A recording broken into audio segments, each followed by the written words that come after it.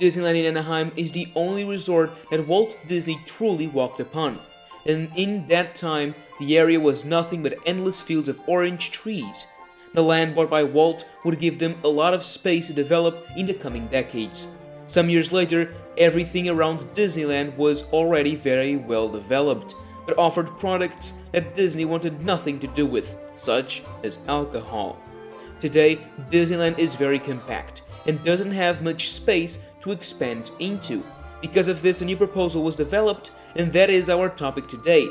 Let's explore the proposal that may change the resort forever, Disneyland Forward.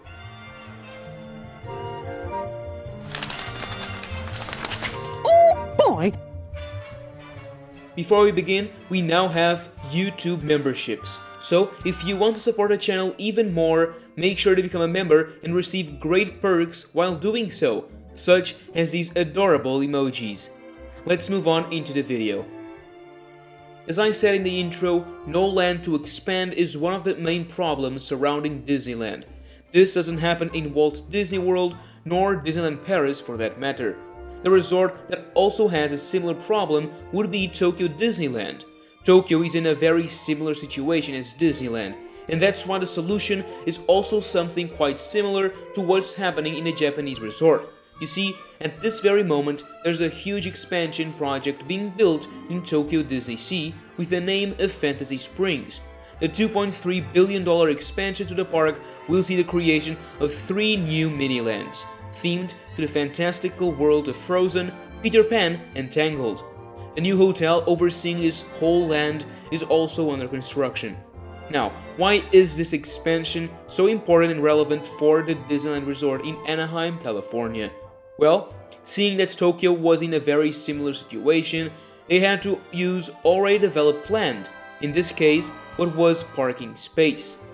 Before leaving Japan, Fantasy Springs would be the single most expensive theme park expansion ever in any theme park in the world. To put in perspective, Galaxy's Edge costs around $1 billion, and Pandora around $500 million. Going back to California, what's the plan for the future then? In 2021, after the closure of the parks in relation to the COVID-19 pandemic, Disney announced the Disneyland Forward project. This would see the creation of several concepts, artworks, and proposals. All of this to try to get the approval of the city of Anaheim.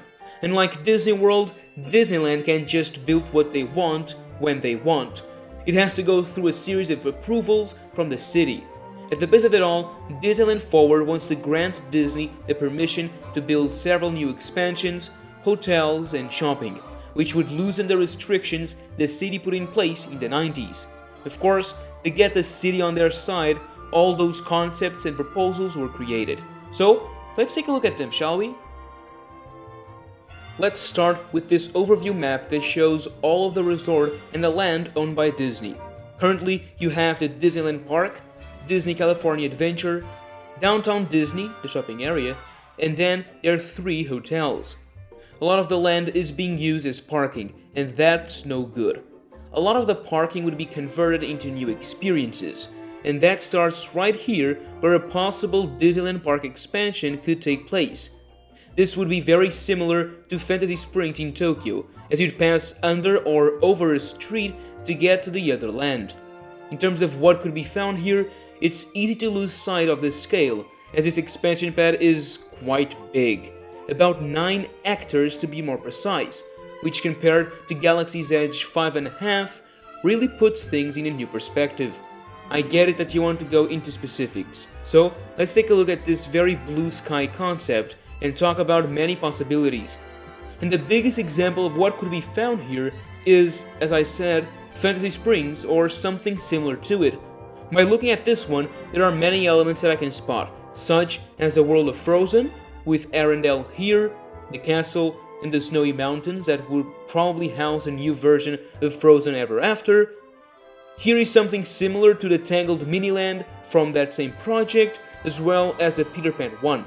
There are many other elements, such as flat rides, small coasters, a mini skyliner, a lagoon with seating for shows.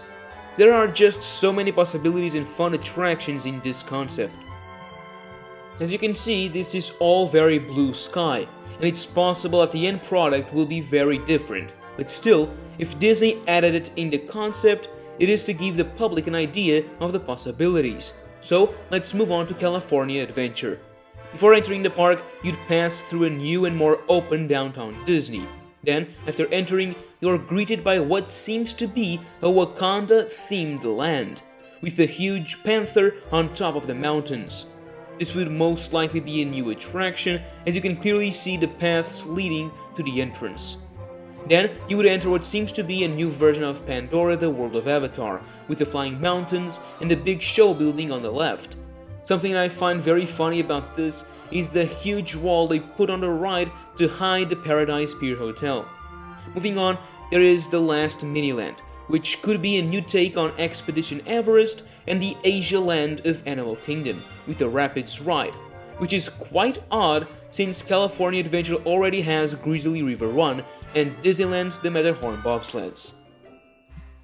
Before moving to the last piece of the puzzle, a problem arises with all the old parking areas now being new experiences, and that is, where to park? Disney already offers a solution, and that is a new multi-story parking lot. This would be quite big, with this concept showing 5 levels of parking, and digging down also being a possibility. The new location for this major parking lot would be to the east of the parks. The new pedestrian bridge would go over Harbor Boulevard to safely transport guests from one side to the other. With this new almost 9-hectare lot, there would be 2 parking areas, each to the right and the left of the resort.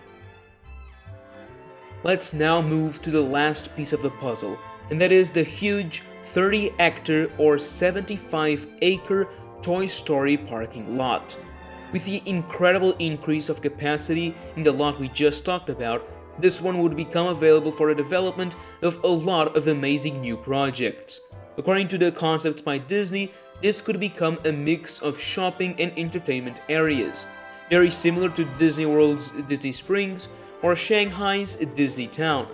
The map shows it would also have a brand new hotel, as well as a theme park experience. Now, that's what Disney has said, but personally, I think that this area has something much more interesting in its future. There's a couple of reasons to make me think that's the case. One being the already existing downtown Disney, which I get that is not very big, but could very easily be expanded by using a part of the land slated for the park expansions, and the other being that there already is a huge 500,000 square feet shopping area literally on the other side of the road, which is the Anaheim Garden Walk. From my point of view, it wouldn't make any sense to build a new shopping area when downtown Disney and Garden Walk are already there, and I'm sure we can find a better use for the 75-acre plot of land that Disney would now have available to develop. Another completely unrelated fact. Did you know that California Adventure is around 72 acres? Not counting a hotel, but counting backstage, including this huge area that should be used for an expansion. That means that Disney could build the entire park inside this area. What I'm saying is that Disney could definitely use its Toy Story parking lot and build a completely new theme park in Anaheim. If this were to happen, it's also very likely that a new hotel will be built in this park, in order to accommodate the bigger influx of guests that would be expected. This is obviously speculation, but could you imagine a completely new Disney theme park in California? What would the theme be? That's a nice topic for a future Imagineering video. Make sure to like this video if you'd like to see that.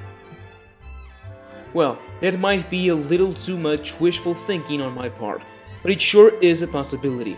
Going back to reality, this last week we saw that Disneyland held a large meeting to go over the several updates and changes coming to the original Disney Resort in the coming years, as they continue to try to convince the public and, most importantly, the city that this would benefit everyone, not just Disney. Something that's really important is that they released the timeline of events, which started in 2021 and plans on finishing in 2024 next year, with the City Council hearing. That is when the city will announce their decision and either approve or refuse Disney's proposal. What's more important to remember about all this is that Disney isn't promising to build anything anytime soon. This is their way of seeking the approvals necessary to do so in the future. If the city decides not to approve, new attractions would mostly have to replace older ones, and new hotels would only be built on the west side of the park. It's also nice to remember that Disney is having some troubles in Florida, and just yesterday canceled a $1 billion employee and Imagineering campus in Lake Nona. With that hostile environment in Disney World, the company is looking to invest somewhere else, so this could be the best time for Disneyland to receive even more love and investment. I hope you enjoyed that video. Remember to subscribe and like if you did.